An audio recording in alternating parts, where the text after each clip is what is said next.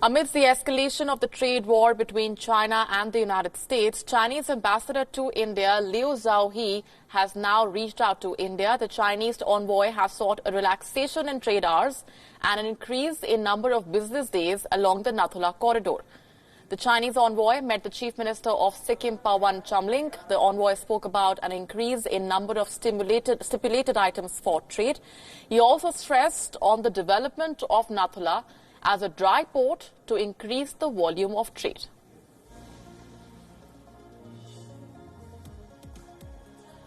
Let's get in further details now from our chief business correspondent, Sumit Chaturvedi. It's a demand that's coming from China in the midst of the escalating trade friction with Washington, of course. How willing do you think India will be to give in to that demand, Sumit? Well, Molly, it looks like China is trying its all options because the trade war with the U.S. is resurfacing, and China is already in the midst of a recession. It's overheating. The economy is overheating there. A lot of problems it has, but it's now opening some doors from with its neighbors, including India. Well, BRI is one option, but that will take another 10 years before it comes to its whole shape. So India is a natural ally for China, but trade from the roads, it's very, we can say that constrained because China and India, they don't have good roads to start trade on a large scale. Having said that, yes, India is a big market and it can't be ignored at this moment when the ties with the US are going southwards over 25% tariffs on goods worth $200 billion. This is something which is clearly not in favor of China, and at this moment, India is something which is really, really important. The ties with India are very important for China. Give us also a sense of the current volume of trade that goes through the Nathu and how important the development of Nathu as a dry port will be when it comes to increasing that volume. Well, that's very small as compared to the bigger part of the trade that happens through the ports, because Nathu also has its own constraints. The goods can only be catered to the northeast part of the country. So trade is not very hard. It's very minuscule. But if it is expanded, definitely it can cater to the central part of India as well. But bringing through ports also will be good. Anyways, China is too much focused on BRI right now. And this could be a way to, in a way, attract India that it should participate in BRI. All right, stay with me, Sumit. Also joining us on the broadcast is Mr. Jaidev Ranade, President, Center for China Analysis and Studies. Thanks very much, Mr. Ranade, for speaking with us here on WION World is One. What do you make of this demand that's now coming in from China at a time when it's, of course, dealing with the escalating trade friction with Washington? China has been trying various ways in which to invest the India market.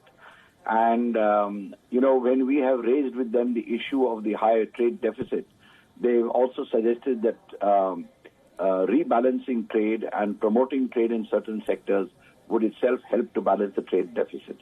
So far as that is concerned, it's a good move. But here I note two things. One is that this thrust towards penetrating other markets in India is a way of, again, flooding India with Chinese goods. There will be no reciprocity. So the trade deficit between India and China is bound to balloon. I think we need to be careful of that and not be carried away by this, desire to promote trade which is not equitable. So I think we'll have to work out certain mechanisms by which Indian products will have access to the Chinese market, and the Chinese will remove the artificial barriers that they have imposed.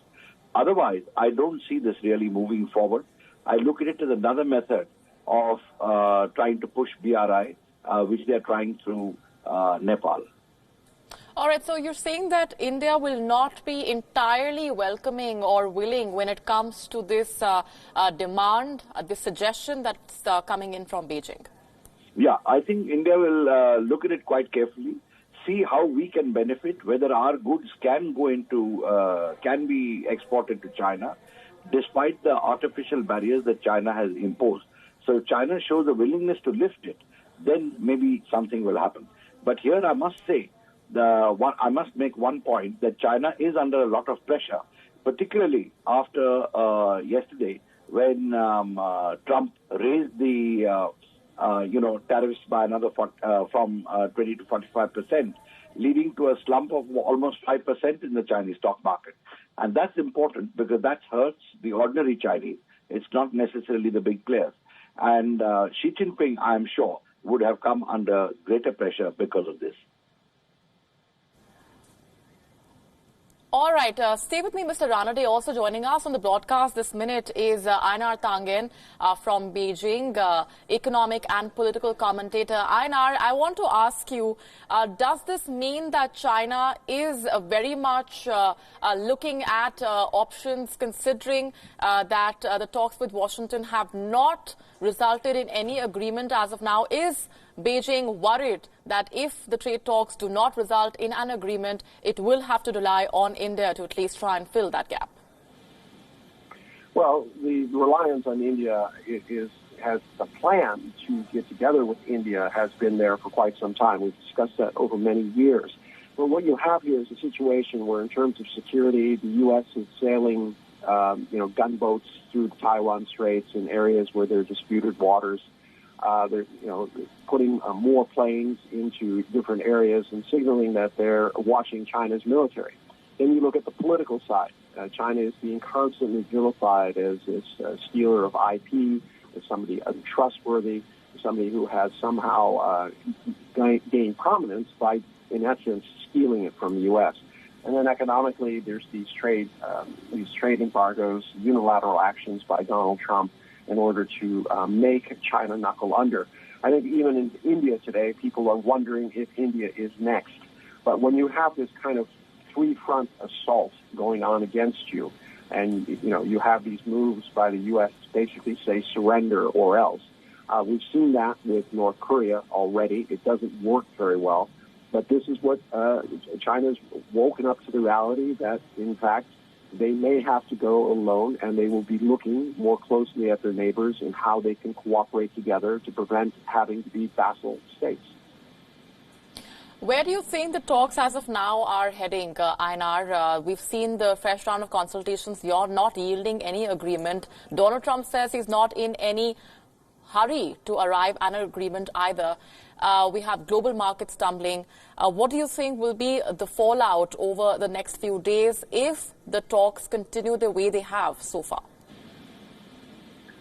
Well, Donald Trump has already indicated last Friday that he's instructed that he intends to put $300 billion more involved in the tariffs. Now, why isn't Donald Trump in a hurry? Well, quite frankly, if there is a deal between the U.S. and China, everybody knows that his popularity will go up 5 to 10 points, and the stock markets will go up considerably. So he may be saving this as his chip, something that he can use politically much closer to the election. But that is pure speculation. At this point, he's signaling that he's a strong man, that he's willing to take very, very strong action.